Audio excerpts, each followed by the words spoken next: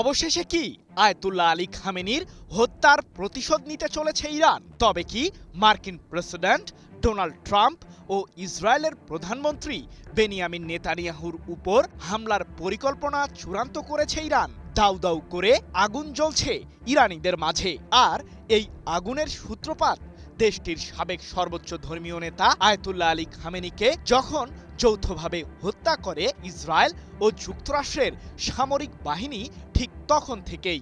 কিন্তু কোন প্রক্রিয়ায় এই অপারেশন পরিচালনা করবে ইরান? যদিও মার্কিন প্রেসিডেন্ট ট্রাম্পের উপর এ পর্যন্ত বহুবার আক্রমণ চালিয়েছে কথিত সন্ত্রাসীরা, প্রশ্ন হলো পাল্টা প্রতিক্রিয়ায় কোনো পদক্ষেপ কি নিতে চলেছে ইহুদিবাদীরা?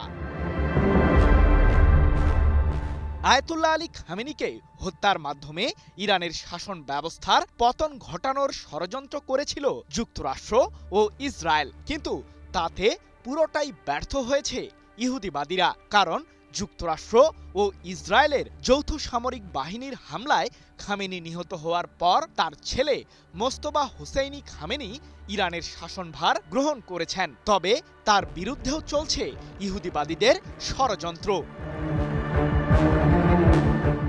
এদিকে খামেনি হত্যার পাল্টা প্রতিশোধ নিতে ইসরায়েলের প্রধানমন্ত্রীর কার্যালয়কে লক্ষ্য করে সে সময় বেশ কয়েকটি মিসাইল দিয়ে হামলা চালিয়েছিল ইরানের সামরিক বাহিনী, কিন্তু সে মুহূর্তে নেতানিয়াহু বাংকারে অবস্থান করায় প্রাণে বেঁচে যান। তবে এবার হয়তো আর রক্ষা নেই ট্রাম্প ও নেতানিয়াহুর। ইহুদিবাদী এই দুই শাসককে হত্যা করার জন্য প্রায় ৬ কোটি মার্কিন ডলার মূল্যের পুরস্কার ঘোষণা করতে চলেছে ইরানের সরকার। এ নিয়ে দেশটির পার্লামেন্টে বিশেষ একটি আইনও পাশ করতে চলেছে তেহরান। এ সম্পর্কে ইরানের জাতীয় নিরাপত্তা পরিষদের চেয়ারম্যান ইব্রাহিম আজিজি বলেছেন, আমরা বিশ্বাস করি যুক্তরাষ্ট্রের জঘন্য প্রেসিডেন্ট ও ইসরায়েলের প্রধানমন্ত্রী এবং মার্কিন কেন্দ্রীয় কমান্ডের প্রধান ব্র্যাড কুপারকে অবশ্যই লক্ষ্যবস্তু করতে হবে, তাদের বিরুদ্ধে ব্যবস্থা নিতে হবে। আমাদের সাবেক সর্বোচ্চ ধর্মীয় নেতার হত্যাকাণ্ডের জন্য ইহুদিবাদীদের বিরুদ্ধে ইরানের এই পদক্ষেপ একটি প্রয়োজনীয় প্রতিশোধ হতে চলেছে। ১৯ মে এক প্রতিবেদনে বিষয়টি নিশ্চিত করেছে ইসরায়েল ভিত্তিক সংবাদ মাধ্যম দ্য জেরুজালেম পোস্ট। মূলত ইরানের বাইরে কোনো বিদেশি সংস্থা কিংবা ব্যক্তিগত উদ্যোগে ইহুদিবাদী দুই নেতাকে হত্যার জন্য উৎসাহিত করেছেন ইব্রাহিম আজিজি, যার জন্য প্রায় ৬০ মিলিয়ন বা ৬ কোটি মার্কিন ডলার পুরস্কার দেবে তেহরান। যদিও বিষয়টিকে কিছুটা মনস্তাত্ত্বিক চাপ প্রয়োগের কৌশল হিসেবেই বিবেচনা করছেন ইসরায়েলি সমরবিদ ডক্টর ড্যানিয়েল কোহেন।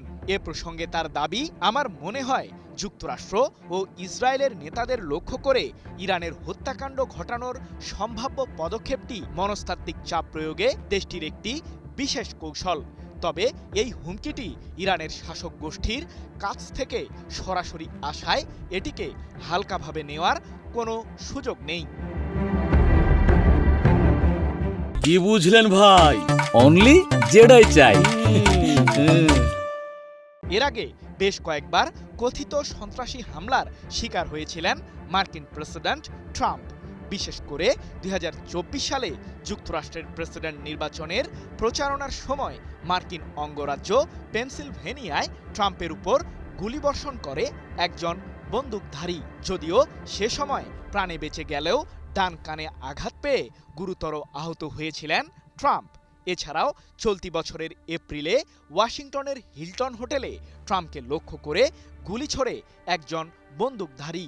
তবে এ যাত্রাতেও অক্ষতই থেকে যান মার্কিন শাসক। সৃজন মাহমুদ, নিউজ 24।